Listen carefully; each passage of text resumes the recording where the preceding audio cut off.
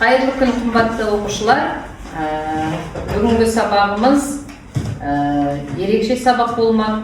Сендерді сабақты бастамас бұрын ең бірінші сендерге бір өтінішім бар. Мына қазір менің қолымдағы стикерларды өздерің екі түсті таңдайсыңдар. Содан кейін сол түсті таңдағандар екі топқа бөлінеміз. Бір-бірден келіп таңдап аламыз, содан кейін біздің орындарымыз ауысады, екі топқа бөлінеміз. Келе қойыңдар. Тез-тез менің аралап шайын. Тез-тез.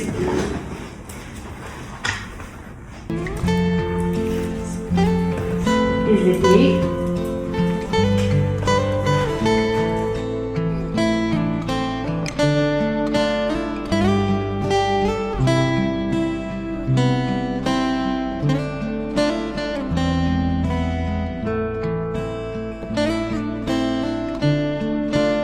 Балалар, тоқ сары түсті таңдағандар бір топқа, жасыл түсті таңдағандар бір топқа жиналайық. Қанеки? Сонымен менің сол жағындағы топ қай түсті? Жасыл топтағылар біріктік, оң жағында тоқ сары түсті таңдадық. Ендеше тоқ сары түсті таңдағандар намыс тобы деп ат қойдым. Бұлар әйел жарлар бейнесін дегі сұрақтар, солған байланысты сұрақтарға жауап береміз. Сол туралы тақырыппен жұмыс жасаймыз. Қойыңыздар, тоқ сары түс. Жасыл түсті таңдағандарға тағылым деген ат қойдым. Ол топ біздің тағылым беретін ата, әже, аналарымыз, ақыл алатын аналар туралы болмақ. Тағылым түсті. Жақсы. Енді бүгінгі сабақтың тақырыбына көшетін болсақ, балалар, бастамас бұрын балалар топқа бөлінді, түсті таңдадық. Енді бір-бірімізге осы сабаққа байланысты жақсы тілектер айтайық. Сабақ қалай өтуіне байланысты көңіл күй, жақсы көңіл күй тілейік. Бастайық.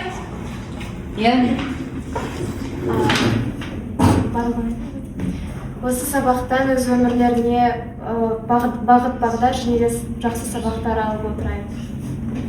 Келесі. Бүгінгі ашық сабағымыз сәтті әрі ойдағыдай өтіп, барлығымыз жақсы бағалайық. Жақсы, өте жақсы. Келесі. Сіздер не айтасыздар? Осы сабақта барлығына тілерім, барлығында көтеріңкі, көңіл-күй болуына тілектеспін. Осы сабақта барлығына жақсы баға алсын. Баға, ертек ойлауы. Жақсы көңіл күймен ендеше сабағымызды бастайық. Сабағымызды бастап тақырыбына көшпес бұрын сендерге бір сұрақ қояйын. Сабағымызды бастамас бұрын сендерге сұрақ қояйын, жетелеуші сұрақ, біздің тақырыпқа жетелейтін сұрақ қояйын. Қазақ қоғамындағы әйелдердің орны қандай? Бәріміз алдымызда тұрған дайын қағаздарды пайдаланып, постер құрастырайық.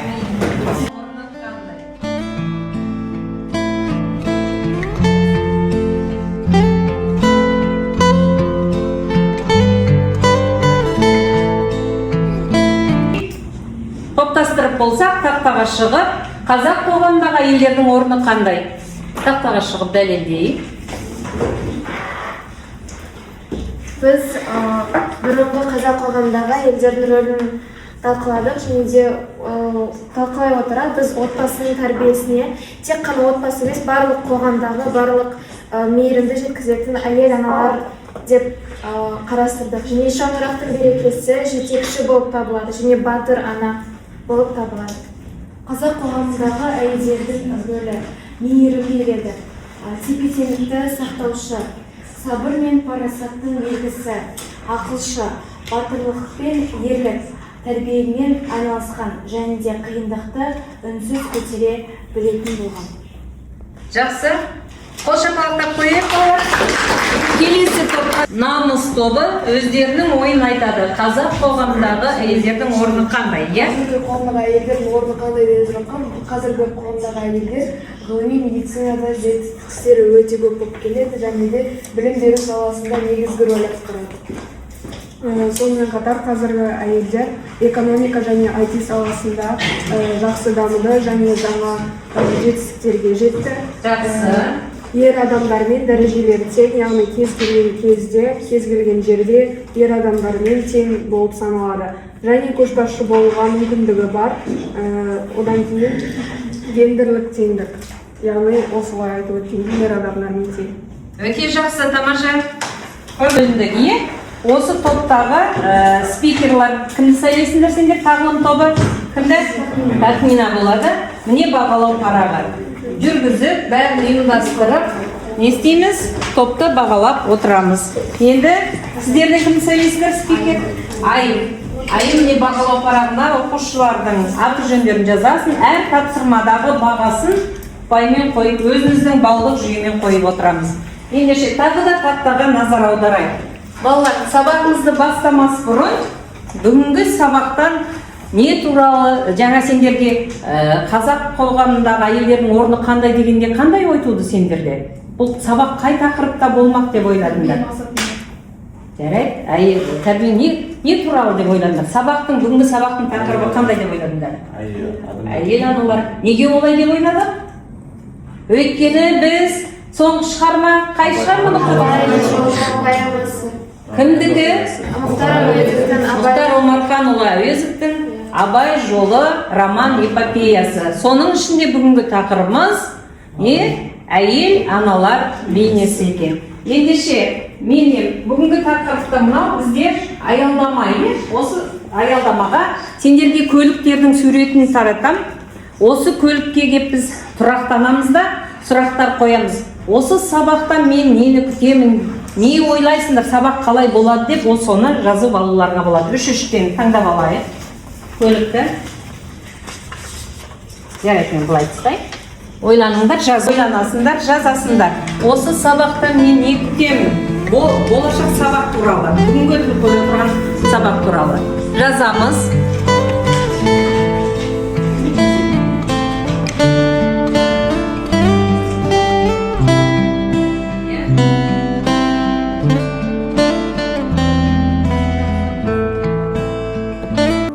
Ендеше бүгінгі өтетін тақырыптан, бүгінгі сабақтан не күтетініміз туралы тақтаға, аялдамаға өз көліктеріңмен кеп тұрақтаныңдар. Келіңдер. Шығайық бір-бірден. Оқып, тақтаға ілеміз. Сонымен, не күтесің осы сабақтан? Тақырыптан күткеніміз расталады ма? Бүгінгі тақырыптан күткеніміз расталады ма? Жақсы. Келесі кім шығады? Тақырып несімен қызықты болады? Тақырып маған несімен қызықты болады екен деп ойланып тұр. Келесі топ? Менің өміріме қатысы бар ма? Бұл тақырыптың менің өміріме қатысы бар ма деген сұрақ айтқың келді. Жақсы. Сұрағың? Мен өзіме осы тақырыптан нені аламын? Өзіме осы тақырыптан нені аламын дейді. Келесі? Менің төңірегінде ойлануға мәжбүр етеді. Тақырып менің төңірегінде ойлануға мәжбүр етеді. Жаңа біз қазақ қоғамындағы әйелдердің рөлі қандай деген ойымызды тақтаға жаздық. Бір-бірге қазір толықтырып оқып шығайық. Не екен сонымен? Ел басқару мен дипломатияда шешуші рөл атқарады. IT-технология өнеркәсіп салаларында тың идеялар ұсынушы. Мәдениет пен қолөнерді дамытушы. Отбасының берекесін сақтаушы. Жақсы. Мемлекет пен экономиканы қозғаушы күші. Жақсы. Мемлекет пен экономиканы қозғаушы күші екен. Өте тамаша. Балалар, бүгінгі сабағымыздың тақырыбы біз осы курс тақырыбы ғасырлық туынды Мұхтар Омарханұлы Әуезовтің Абай жолы роман эпопеясындағы әйел аналар бейнесі екен. Осы сабақта біз не істейміз? Көркем шығармадағы және әйел аналар бейнесінің жүйесін талдаймыз, бейнесін жинақтаймыз, әйел аналардың даралау арқылы өмір шындығын көрсетеміз және салыстырып баға береді екенбіз. Енді қандай бағалау критериялары болады? Жаңа бағалайтын топ спикерлар есімізге сақтап аламыз. Кейіпкерді қалай таниды және ішкі және сыртқы тұлғасын сипаттай алуына бағалаймыз. Шығармадағы дәлелдерді, оқиғаларды келтіреді ме, салыстырып және топтастыра аламыз ба, өзіміз баға беріп, қорытынды жасаймыз және өз көзқарасымызды білдіреді екенбіз. Енді балалар шын жалған деген ойынды ойнаймыз. Балалар, шын жалған ойында сендерге берілген сұрақтың шын немесе жалған екенін айтамыз. Бірінші сұраққа кім шығады? Келе ғой. Оқимыз сұрақты. Сүйіктің қызы Тоғжан махаббат таңның үлгісі ғашығы ол шындық. Шындық, жақсы. Келесі. Келе ғой. Зере Абайдың әжесі. Зере Абайдың әжесі шын ба, жалған ба? Шындыққа апарамыз. Иә. Келесі сұраққа тақмина шығады. Сұрақ оқи ғой. Айғыз Абайдың досы. Айғыз Абайдың досы ма? Жалған. Жалған, жақсы. Келесі сұрақ. Кім шығады? Келесі сұраққа. Келе ғой. Нұрғаным Бердіқожа дейтін қожаның қызы Құнанбайдың тоқалы. Дұрыс па? Бұл шындық. Келесі сұрақ. На тоқтар кім шығады?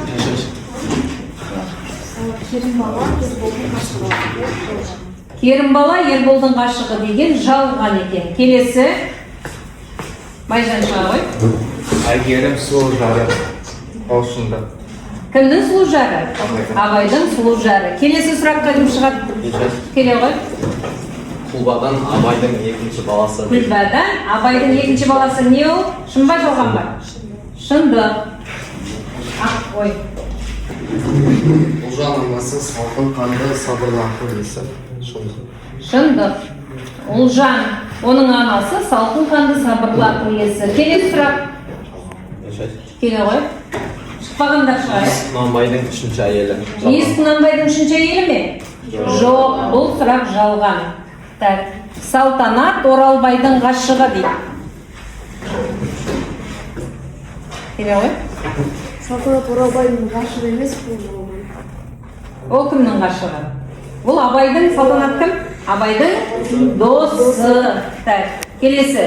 Күнке Құнанбайдың үлкен бәйбішесі. Дұрыс па? Дұрыс оқылды.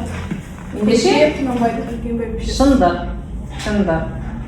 Так, соңғы сұрақ қойыне. Ділдә Алшынбай қызы Абайдың бірінші әйелі. Не? Ол шындық. Ол шындық. Сонымен шын мен жалғанды анықтадық. Шынында да біз тақырыпты толық игерген екенбіз. Келесі тапсырмаға кетейік, балалар. Мен шын жалған жұмысын орындадық. Шынында да дұрыс табылды. Шындық пен жалғанды біз анықтадық. Жалған Керімбала Ерболдың ғашығы емес екен, Айғыз Абайдың досы емес екен, Салтанат Оралбайдың ғашығы емес екен, Иіс Құнанбайдың үшінші әйелі емес екен. Келесі қалған жауаптардың барлығы дұрыс айтылмаған. Енді, балалар, келесі семантикалық картаны орындаймыз. Барлығымыз қарап ойланамыз. Мына жердегі з деп берген кім? Зере, Ұлжан. Осы кейіпкерлеріміздің бейнесін табасыздар мына жерден. Қай жерде? Ойланайық, қарайық. Ақыл иесі деген Ұлжан. Алдың үлгісі бұл Айгерім. Жақсы. Сарабдан сабырлы ақыл иесі Зере. Дұрыс. Аю махаббатқа таңның үлгісі ол Тоғжан. Ол Тоғжан. Жақсы. Келесі. Қазақ әйелінің тағдырын сенсіз қайраттың төзі мен парасатын дәлелдеген бізде бұл ең соңғысы Абайдың бірінші жары Ділдә туралы айтылған. Жақсы. Жауап нұсқасын тексерейік. Дұрыс па? Біздің айтылған жауабымыздың бәрі дұрыс екен. Енді келесі тапсырмаға көшейік, балалар. Суретке, бейнеге назар аударамыз. Қазір оның дауысын қосқан кезде кейіпкердің кім екенін танимыз. Өнеге болса, тірлігімде көрсете алдым ба? Жоқ па? Өсиетім болса, құлағым, тілім барымда айтып болдым ба? Жоқ па? Қайтейін, енді қайтейін. Бүгін мынау әлім біткен шағында не дәметесің екеуің? Не күтіп маған телміресің? Бұл Зере. Бұл Зере деген кім? Толық айтайық? Абайдың әжесі. Әжесі Зере. Келесі назар аударайық. Мен де едім, Абай-ау, айтқызбай кеткен өздеріңіз. Өзіңіз емес пе едіңіз? Бұл кім осылай деген? Бұл Әйгерім. Иә? Әйгерім деген кім? Әйгерімнің сөзі. Әйгерім Абайдың ғашығы, Әйгерімнің яғни шын аты Шүкіман, соның сөзі екен. Жақсы балалар. Енді сендердің алдарыңа қазір тапсырма беріледі. Балалар, сендерге топ бойынша мәтіннен үзінділер берген. Бірінші топ кім еді? Тағылым, иә? Екінші намыс тобы, өздерінің топтарының сұрақтарын алып орындайсыңдар. Осы сөздерді айтқан кімдер еді? Абай жолын оқыдық қой біз. Бөлімдер бойынша бөліп оқыдық, жалпы топта талдадық. Енді тез ақылдасып топта бірінші топ осы тапсырманың жауабын табады. Кімді қай кейіпкердің екінші топ мәтіннен үзінділерді оқи отырып, қай кейіпкердің сөзі екенін табасыздар. Кірісейік. Сонымен тағылым тобы дайынбыз дейді, бірінші Малика шығарым дейді. Иә? Жаным-ау, адам баласысың ғой, осы айбымыз не? Не қылмақсыңды? Айтып өлтірсенші деген бізде қамқа болып табылады. Ол бізде ауылдың әйелдерінің аналарының бірі. Жақсы. Келесі? Өлген болса, тірлігімді көрсет алдым ба, жоқ па? Өсетім болса, құлағым, тілім барында айтып болдым ба, жоқ па? Қайтейін. Енді қайтейін. Бүгін мынау әлім біткен шағымда не деме етесің екеуің? Не күтіп маған телміресің деді. Осы сөздерді көп қиналып ұзақ айтып еді. Бұл осы сөзді айтқан Абайдың әжесі Зере. Иә. Алдына өтініш келіп айтқан кезде осы өзінің ойын айтқан еді. Жақсы. Келесі? Сыңары соқталдай азамат болып кетіпсің-ау деп мойнына құшақтай алып бетінен сүйді. Ол Жұманның қатыны Қалиқа жеңгесі. Телғара деген кім бұл жерде? Абай. Иә, Абай. Неге бұл қай уақытта айтылып еді? Жеңгелері Абай алыстан келген кезде, сол кезде жеңгесінің қазақтарда қайнысының атын тура атамаған, еркелетіп ат қойған. Телғара деген Абайдың жеңгелері қойған ат екен. Жақсы. Келесі? Жаман неме, маған бұрын келмей, әкене кеттің-ау. Жаман неме дей беріп, қасына құшағына немересі барғанда, жаман неменің артынан лезде қарашығым, қоңыр бозып, Абай жаным деп кемсендеп жылауға айналып кетті. Бұл Абай әжесі Зере айтқан. Қай уақытта айтты? Бұл Абай оқудан келген кезде, Абай әкесіне кетіп, әжесіне бармаған кезінде айтқан. Ол не үшін қандай салт бізде? Ең бірінші әкесіне барып. Топта тұрғанда ер адамға үлкен ауылдың ең үлкен құрмет көрсетіп ақсақалына сәлем беру керек болатын. Жақсы. Иә, келесі аяулым. Ана бәйбішелер жақтырмай жатыр еді ғой. Ауылға келін болып түспей жатып, ән шырқамасын, тәйтік болмасын деп тыйып тастай беді ғой. Бұл үзіндінің Абай жолы романындағы иіс кемпір айтқан болды. Иә, иіс ананың айтқан сөзі болған екен. Бұл жерде баласына сәлем айтып жатқан Зере, иә? Келесі. Ал. Күрсініп отырып қабағын түйді, жақырыққа қарап, балама сәлем айт. Көп өмірім қалған жоқ, зарлаған аш арықтың қырғының көрерін қалды ма? Жеген жесір кәфір кәсірлерің телеге келі жасын көрерін қалды ма? Мені енді ал деп тілеп отырмын. Жаратқаннан жаназаға жиылған жарты да ас беріп асырайды ғой, тимесін қумасын деді. Бұл Зеренің сөзі. Зере анамыздың сөзі екен. Жақсы. Келесі топ. Намыс тобынан сендерге топтық тапсырма үзінділер берілген. Бірінші үзінді. Мен едім Абай-ау, айтқызбай кеткен өзіңіз емес пе едіңіз деп сыпайы ғана күліп қойған. Бұл кім? Бұл сөзді айтқан Абайдың алғашқы ғашығы Әйгерім айтқан болды. Әйгерім. Қай уақытта айтылды? Абаймен екі ортада балалар араласы азайып кеткен кезде қарым-қатынастар, сол кезде сенің даусыңды естімедің қой деген кезде мен бедім деп айтып тұр, өздеріңіз емес педіңіз деп сыпайы ғана өзінің назым білдірген болатын. Жақсы, отыра ғой. Күні қуғыны келіп қалды ғой сенің менің басыма. Бірақ ойым оңға, санам санға бөлінсе де сенен айлар мұшам жоқ. Немен келгеніңді түсіндім деген ол кезде Оралбайдың ғашығы Керімбала айтты бұл жерде. Қай уақытта бұл айтты? Ашығын айтты. Қосылмайтын Иә, күн ойлау туған мүмкіндік жоқ екен естіген кезде айтылған сөз екен. Жақсы. Келесі. Айныдыңыз, аздыңыз абай, алтын сарай ырысым деушен болыйды. Өзегімді өртедіңіз, енді дауа табар көңілім жоқ. Бұл сөзді абайдың ғашығы Әйгерім айтқан болатын. Иә. Солай ма? Айныдыңыз, аздыңыз абай, алтын сарай ырысым деушен бұл үйді. Өзегімді өртедіңіз, енді дауа көңілім жоқ деген Әйгерім айтады ма? Аздыңыз, айныдыңыз деген кезде? Иә, жарайды, отыра ғой. Келесі?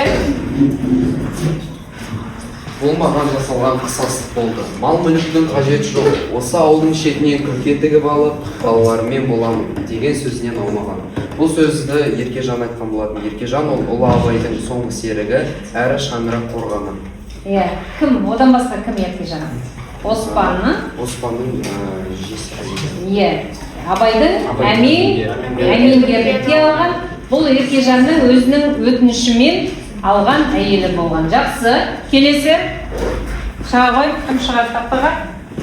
Оқи ғой. Мен өзі болсын дегендеріміз ғой. Тастап кетіп алдынан сынайын деп тосып тұр екенсіздер ғой деді. Бұл Айна айтқан Сіңірі шыққа кедейдің қызы босағанды көруге тең бе еді. Енді міне, желек астында желегін жасыра алмай, күнде әнін шырқап төбеме ойнап отыр. Бұл кедейдің қызын құтыртып отырған. Бұл сөзді айтқан Ділдә Абайдың бірінші әйелі. Кедейдің қызы босағанды көруге тең бе еді деп Ділдә айтты деп отырмыз, иә? Бұл қай уақытта айтты? Оқыған кезде, шығарманы оқыған кезде. Балалар, енді міне желек астында желегін жасыра алмай, күнде әнін шырқап төбемде ойнап отыр. Қу кедейдің қызын құтыртып отырған деп Ділдә, иә? Шағымданар. Неге? Өйткені қол келесі отаудан естеп жатты. Жастар бәрі жиналып, Абайдың әндерін орындап, жыршы жыраулар жиналған жерде әнді орындап жатқанда, ол Ділдәнің, бірінші әйел Ділдәнің жүйкесіне тиіп, сонда намыстанып айтып тұрғаны. Жақсы балалар. Бәріміз назар аударайық тақтаға. Сонымен қай жерде бізде қате болды жаңа? Болмады, е? Дұрыс айтылды. Жауаптарымыздың барлық нұсқасы дұрыс болып шықты. Сонымен біз мәтіннен оқыған кейіпкерлеріміздің бейнесіне сөзінде қарап отырып, кейіпкерлерімізді тани алдық. Келесі тапсырмаға көшейік. Балалар, келесі тапсырма бірінші топқа Абай жолындағы аналар бейнелеріне салыстырмалы талдау кестесі қадамдық тапсырмалар арқылы орындайсыңдар. Бірінші қадам портрет пен мінез, Зеренікі, Ұлжандікі, Айғыздікі. Екінші қадам осы адамдардың Абайға әсері. Үшінші қадамда мәтіннен айғақ немесе бір цитата үзінді келтіресіңдер. Төртінші қадам бұл Зеренің, Ұлжанның, Айғыздың әлеуметтік рөлі қандай? Соны анықтаймыз. Екінші топ кейіпкерді өмірге келуі, Ділдә қалай? Абайдың өміріне қалай келді бұл адам? Екінші, Әйгерім қалай келді, Еркежан қалай келді? Және оның рухани байланысы қандай? Ділдәмен, Әйгеріммен мінез құлықтары қандай? Осыны ашып жазамыз. Жақсы, тапсырманы орындауға кірісейік. Алдарында қағаз тұр, парақшалар тұр. Соны алып толтырамыз. Әркім өз тапсырмасын біледі, әйел аналар.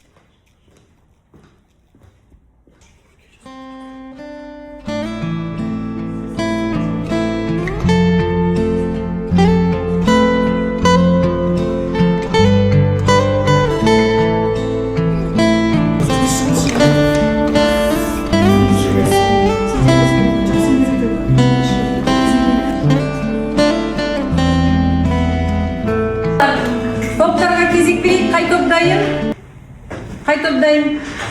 Сағылым, намыс тобы өздерінің сызған, толтырған жаңағы қадамдық картаны дәлел демекші намыс тобы.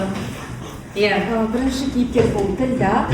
Ділдәнің өмірге келуі, оны Абаймен атастырып қойған, яғни бұл ата-ананың таңдауы, рухани байланысы. Ділдә мен Абайдың арасында үлкен сезім болғанмен, уақыт өте келе Ділдә Абайдың ақындық әлемін толық түсіне алған жоқ.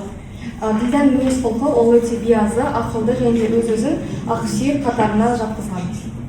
Жақсы. келесі кейіпкер ол бізде Әйгерім, өмірге келу ол бізде нағыз махаббат пен сұлулықтың символы болып табылады және абай оның әнімен орын немесе сол әнімен ашық болған. Рухани байланысы абайдың шығармашылығына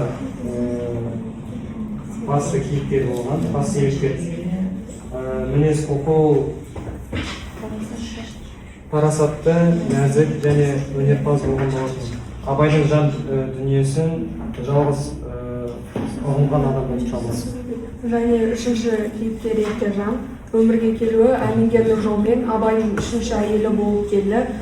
Ол Оспан жесірі, одан кейін әмеңгерлікпен абайға тұрмысқа шықты. Рухани байланысы абайдың қартайған шағындағы сенімді серігі. Абай ауырған кезде де жанынан табылып оған қамқор болған ол әйелі Еркежан. Мінез құлқы адал, еңбекқор, шыдамды, сабырлы, парасатты, өмірге бейім. жақсы. Толық түсіндіруге сонымен Ділдә Әйгерім Еркежанды салыстырмалы талдау кестесін жасадық. Келесі топқа сөз кезегін берейік. Бұл абай жолындағы әйел аналардың рөлі, портреті және де басқа да заттар. Зере жайлы айта кететін болса, бірінші қадам ол портреттік мінезі, яғни Зере ел анасы, мейірім мен даналықтың символы және төзімді және рухани толы болған адам. Екінші қадам абайға әсері, абайдың қиялын, яғни әңгімелер мен ертегілерді оқу арқылы абайдың қиялын және сауатын ашқан адам болып табылады. Мәтіндегі айғақ. Цитата. Не болмаса үзінді. Күнім, абайдың сенің қадам әлеуметтік рөлі. Әлеуметтік ұйқып ақылшылық және даналық пен төзімділік пен мейірім болып табылады. Келесі бізде Ұлжанның портретін мінез туралы айтып кетсем, яғни Ұлжан сабырлы, кемінезді, әділ адам болып табылатын, және де оның Құнанбайдың сол ашылу мінезін жұмсарта біле алатын, сондай парасат иесі болып табылған. Келесі оның абайға әсері, яғни абайдың ақыл ойының адамгершілік принциптерінің қалыптасуына, әділдікті, яғни сүюіне әсер еткен. Оның мәтінен айғақты айтып кетсем, Ұлжан ізсіздіктің өзіне ұлылықты танытқан адам болып табылады. Ол Құнанбайға қарсы келе алған жалғыз адам болды. Әлеуметтік рөлі, үлкен үйдің берекесі, қонақжайлық үлгісі. Айғыз айтатын болсақ, портретінің мінезі айғыз, пысық, қызғаншақтау және тартысқа бейімделген Құнанбайдың кіші әйелі ретінде өз орнын іздеуші. Дұрыс. Абайға әсері, абай үшін туыстық қатынастары қауым жеңдердің жиынтығын көрсететін бейне. Және де мәтіннен айғыздың көзінде қызғаныш оты, көңілінде бәсеке бар. Көбіне өзге бәйбішелермен бақталастығын суреттейді. Бізде соңғы төртінші қадам әлеуметтік рөлі айғыз, кіші әйелдің тағдыры, өз балаларының қамын ойлайтын ана.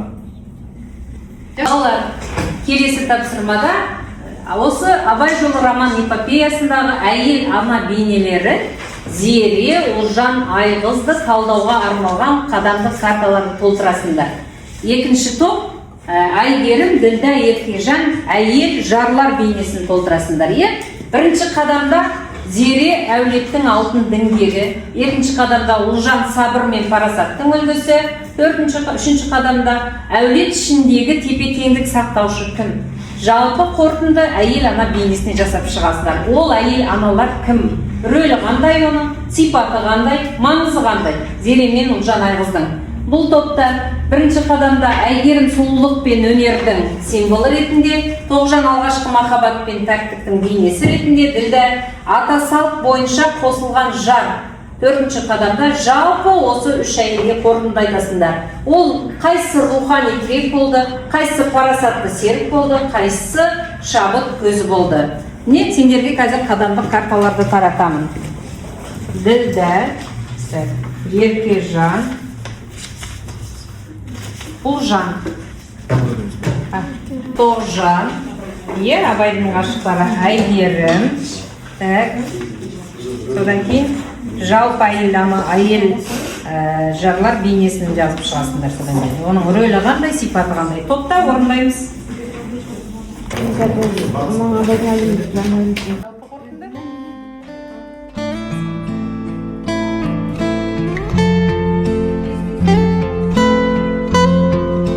Балалар дайынбыз ба? Қадамдық карталарды жақсы.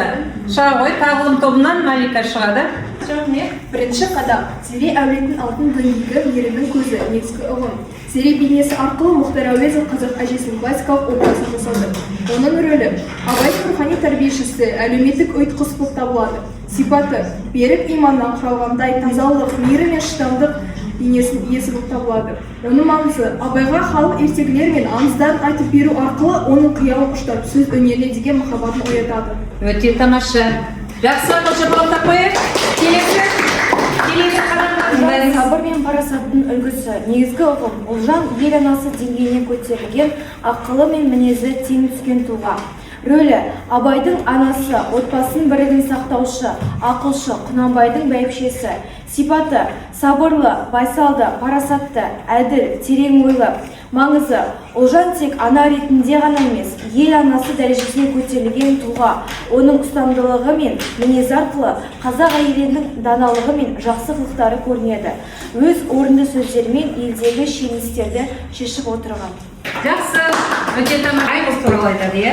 Айғыздың рөлі әулет ішіндегі қарым-қатынасты реттеуші, сипаты пысық, есепші, айлақор, өмірге бейім, өз пайдасын ойлай білетін адам. Мінезі айғыз арқылы қоғамдағы әйелдердің әлеуметтік күресі өз орнын табуға деген талпыныс көрсетеді. Жақсы. Жалпы қорытынды, иә? Қорытындысы романдағы әйелдер бейнесі жай ғана кейіпкерлер емес, олар тәрбиешісі ол Зере, абайдың әжесі болып табылады, төреші Ұлжан, тепе-теңдікті сақтаушы Айғыз болып табылады. Дұрыс. Әйгерім білген, әйгерім сұлулық пен өнердің символы. Оның негізгі рөлі ол абайға рухани жарық беріп, оның шығармашылығы ойына әсер етіп, сырлас шабыттың көзі болған. Оның сипатына келетін болсақ, ол абай әйгерімді жүрек қалауымен алған. Ол өзі сұлу, еркін мінезді, өнерлі және сауатты, нәзік қыз болған. Оның маңызы абайдың өмірінде шынайы, қуанышты және жан серігі болған әйелі. Жақсы, өте тамаша. Келесі. Алғашқы махаббат жөнінде практик бейнесі, негізгі ұғым. Тоғжан арқылы қазақ қызының нәзіктігі мен арманшыл бейнесі көрініс табады. Рөлі ол абайдың жастық шағындағы алғашқы махаббаты болып келеді. Ол абайдың ішкі дүниесінің қалыптасуына әсер ететін бейненің бірі болып келеді. Сипаты ол нәзік, көрікті, ибалы, ұян, арманшыл, таза жүректі қазақ қызы болған. Маңызы абайдың ақын ретінде қалыптасуына өз үлесін қосқан және де алғашқы махаббат лирикалық туынан негіз болған бейне болып келеді. Өте тамаша. Келесі. Еркелік пен кербездіктен даналық пен кемелдікке дейінгі рухани эволюцияны бастан кешкен тұлға. Рөлі ол рухани тірегі, парасатты серігі, қарапайым шағындағы сенімді жары, балаларына жақсы ана бола білген жан. Сипаты салмақты, ақылды, парасатты, өмірге бейім және сабырлы. Маңызы абай әулетінің бірлігін сақтап, қиын кезде отбасының тірегі бола білді. Өте тамаша. Тұрмады сонда бізде Ділдә абайдың тең емес, бай әулетті беделді рудың қызы.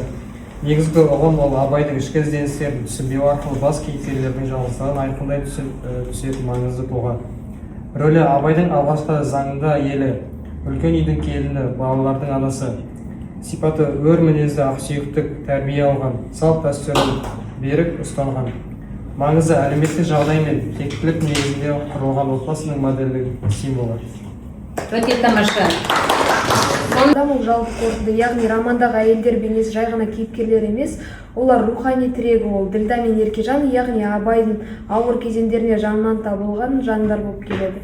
Парасатты серігі ол Әйгерім, айналасындағы әлеуметтік, мәдени мәселелерге демек болған қайнар әйел болған. Шабыт көзі ол Тоғжан мен Әйгерім, абайдың махаббаты, лирикасы мен философ ой қайнар бұлағы болып болған. Тенмен емес тегмен қосылған жары ол Ділдә.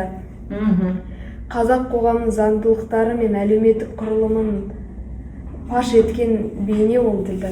Өте тамаша. Жақсы балалар. Балалар, келесі тапсырма біздің тақтаға назар аударайық. Авторды танып тұрсыңдар, кім? Енді осы Абай жолы роман эпопеясын әлемге Абайды танытқан авторымыздың сендерге аманат хатын тыңдайық. Айналайын кейінгі толқын, қазақтың аяулы қыздары. Сендерге заманалар қойнауынан өткен мен бүгіннің алтын көпіріндей болған тарихтың артынан тіл қатып отырмын. Менің қаламымнан туған Абайдың айналасындағы әйгерімдер мен зерелер, еркіндіктің символы болған ұлжандар мен есті қыз тоғжандар, бәрі де сендердің бойларындағы асыл қасиеттердің бастауы еді. Бүгінгі күн білім мен парасаттың майданы. Сендер тек ошақ басының берекесі ғана емес, ұлттың ертеңін иығына қойған жасампаз жандарсыңдар. Заман қалай құбылса да деген еді. Дүниенің кілті ғылымда. Өйткені ананың білімі бүкіл ұлттың білімі.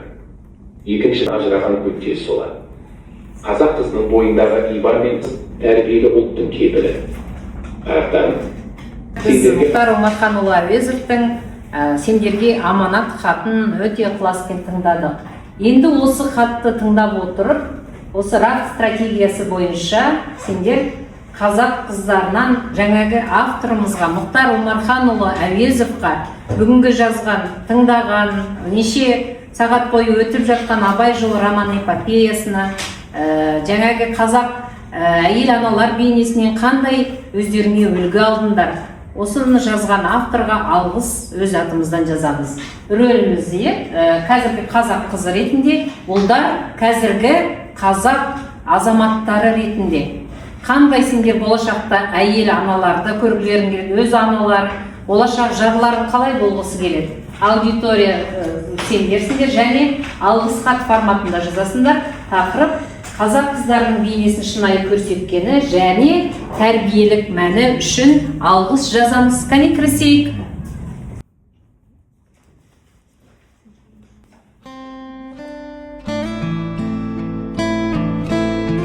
Тырманы орындап болса, жаңа есімізге салып өтейін. Қыздар авторға алғыс хат ретінде жазса, ұлдар болашақ мен әйел ана бейнесін қалай көремін деген мағынада жазу керек болатын. Кәне кезек берейік, тағылым тобынан кім оқиды? Малика оқимын деп тұр. Құрметті Мұхтар Әуезов Омарханұлы, сізге 21 ғасырдың жас ұрпағы артынан шынайы алғысымызды білдіреміз. Сіздің шығармаларыңыз біз үшін ұлттық тәрбиенің қайнар көзі мен рухани бағдаршам болып табылады. Біз не үшін алғыс айтамыз? Біріншісі, шынайы бейне.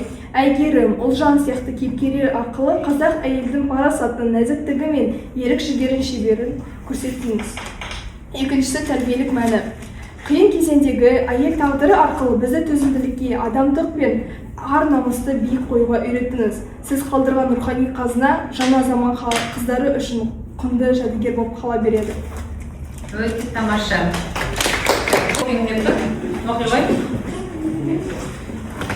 Құрметті Мұхтар Әуезов, біз Абай жолы роман эпопеясы арқылы қазақ аналарының портретін сипаттап бергеніңізге рахмет.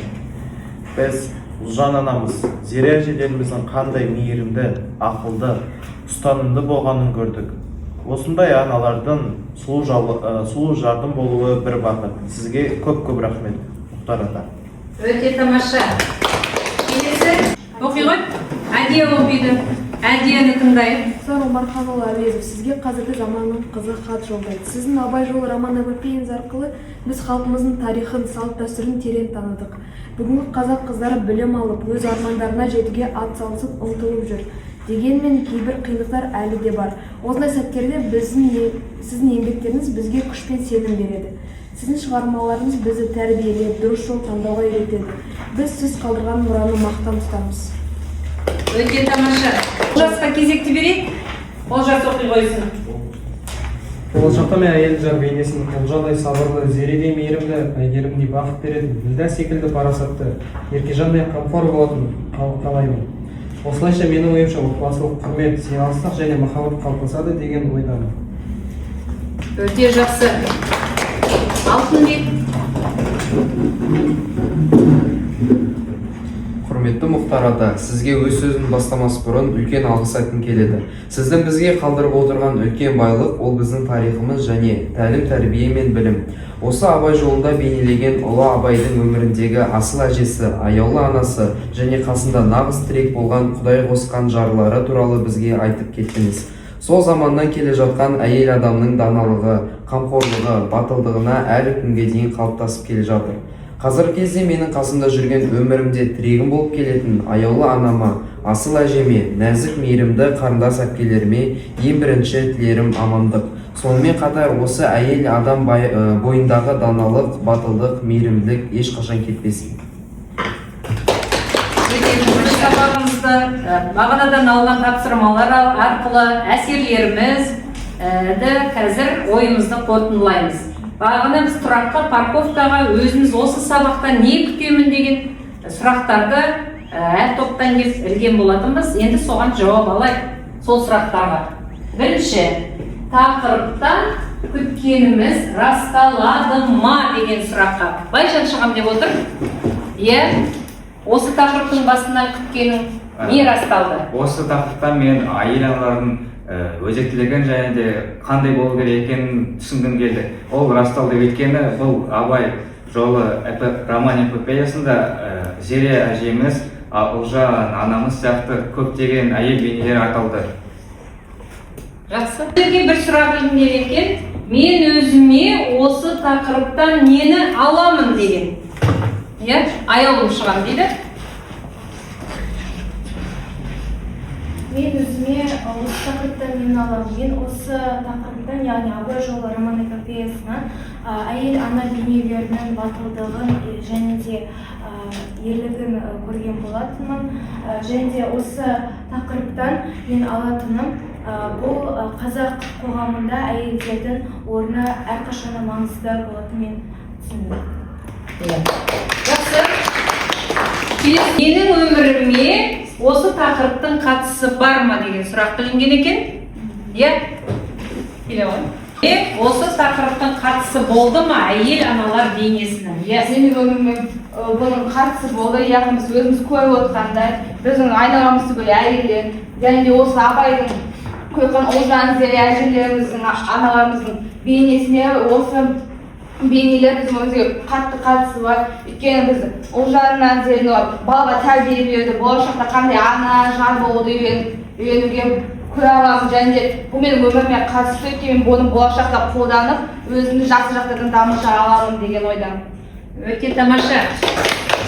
Енді соңғы түйін, тағы да сабағымызды қорытындылайық. Сонымен нақты қадамдарға біз жауап берейік. Бірінші, нені таныдым, не білдім? Шығармадағы аналар бейнесі маған қалай әсер етті? Яғни сендерге қалай әсер етті? Кім? Тахмина сөйлеймін дейді. Айта ғой. Мен бұл шығарма арқылы және кейіпкерлер арқылы әйел адамдардың тек қана отбасы ұйытқысы емес, барлық рухани жаңғырудың темірқазығы ретінде таныдым.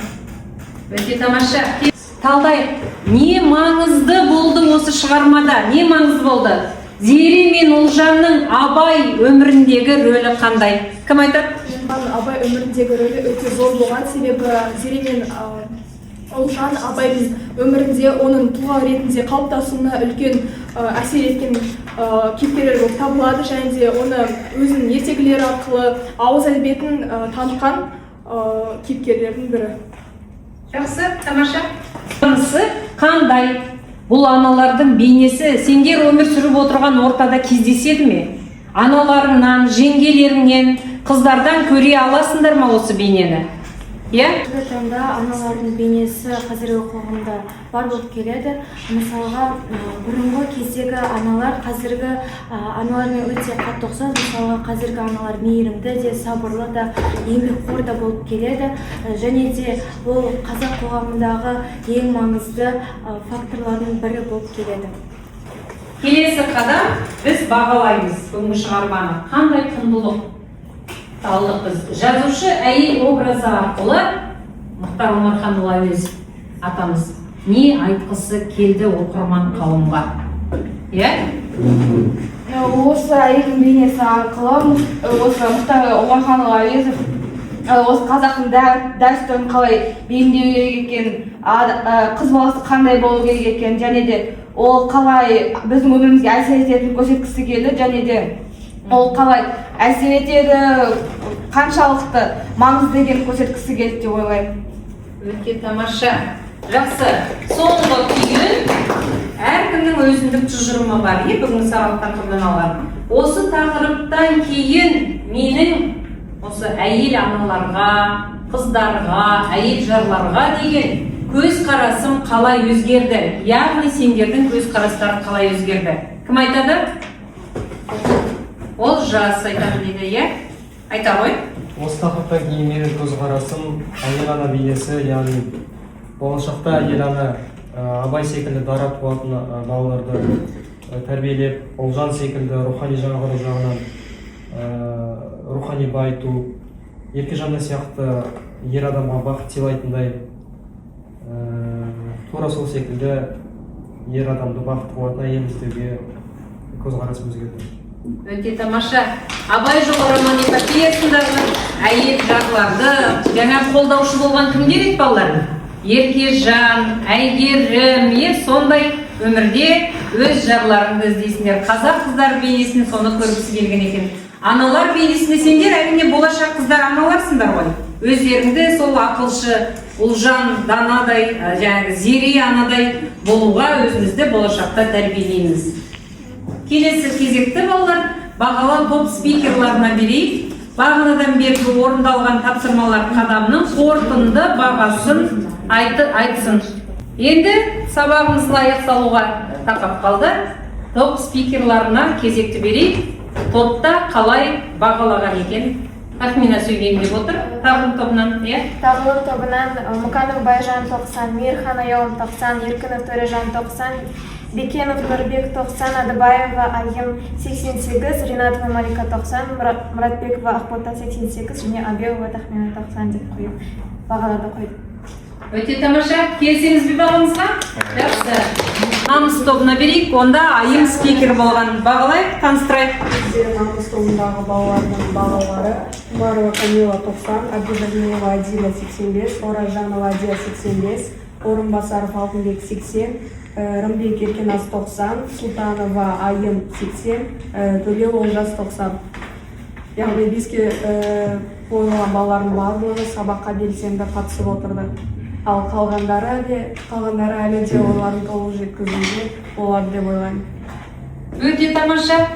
Ашық және адал сөзді деп ойлайсыңдар ма балалар? Өте жақсы. Ендеше мен сендердің барлықтарына бүгінгі сабаққа дайындалып келген үшін, осы Абай жолы роман-эпопеясын толық оқығандарың үшін, соны дәлелдегендер үшін сендерге барлықтарыңа 95 деген баға қоямын.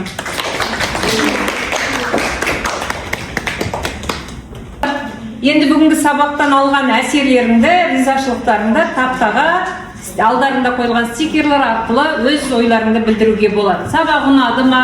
Тағы басқа сабақтардан нені көргілерің келеді? Пікірлеріңді жазу тақтаға ілулеріңе болады. Ұнады, ойымды толық жеткізе алдым. Тамаша.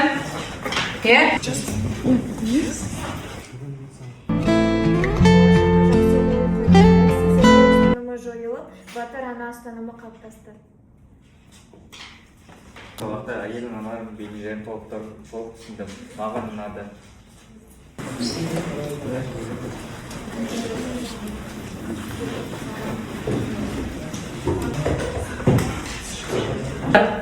Жаңа Мұхтар аталарым өздеріне алғыс хатында былай деп айтты: Абай жолындағы менің жазған арманым, әйелдің бақыты мен теңдігі өз қолдарыңда.